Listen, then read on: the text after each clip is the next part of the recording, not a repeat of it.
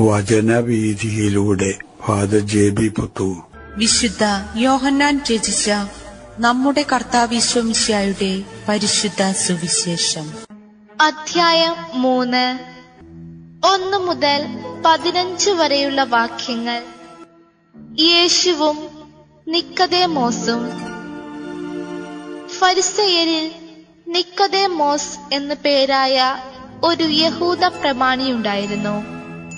അവൻ രാത്രി യേശുവിന്റെ അടുത്തു വന്ന് പറഞ്ഞു, റബ്ബി, അങ്ങ് ദൈവത്തിൽ നിന്ന് വന്ന ഒരു ഗുരുവാണെന്ന് ഞങ്ങൾ അറിയുന്നു.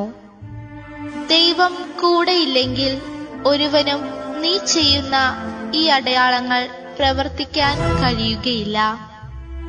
യേശു പറഞ്ഞു, സത്യം സത്യമായി ഞാൻ നിന്നോട് പറയുന്നു, വീണ്ടും ജനിക്കുന്നില്ലെങ്കിൽ ഒരുവന് ദൈവരാജ്യം കാണാൻ കഴിയുകയില്ല.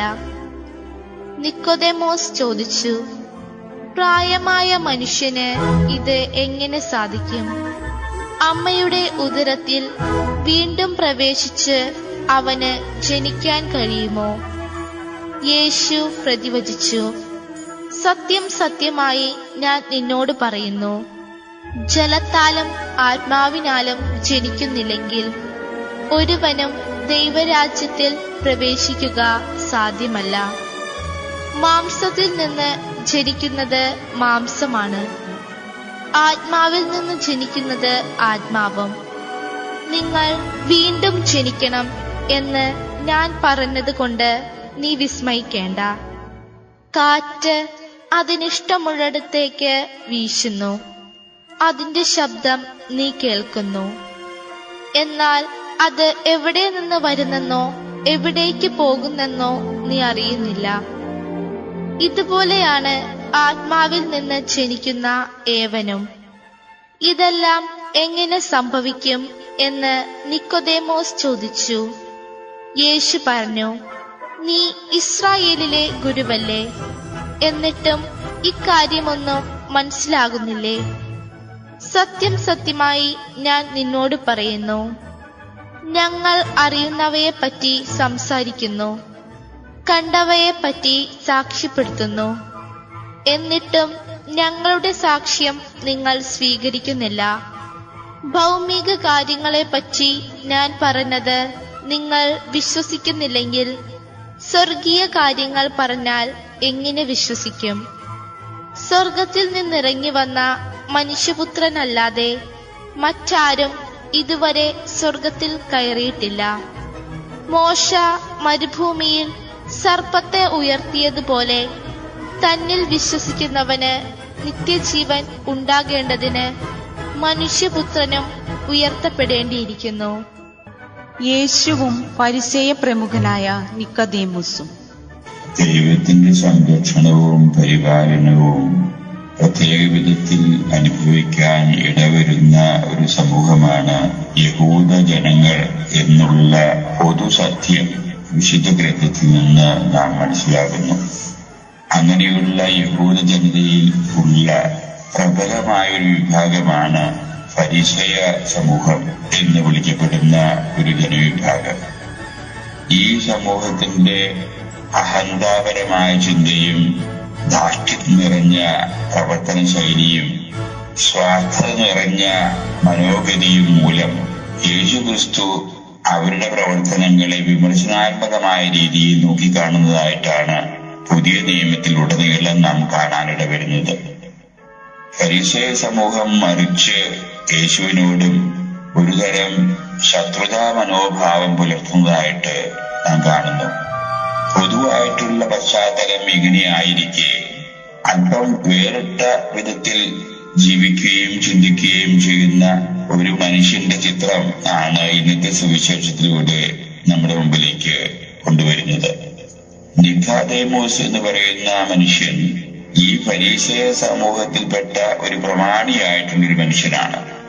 പൊതുവെ ഫരീസേയ സമൂഹത്തിന്റെ പശ്ചാത്തലത്തിൽ നിന്ന് വ്യത്യാസപ്പെട്ട രീതിയിൽ ചിന്തിക്കാനിടവന്ന നിക്കോദേമോസ് യേശുവിനെ കാണുന്നതിനും സംഭാഷിക്കുന്നതിനുള്ള ആഗ്രഹം ഉണ്ടാകുന്നു.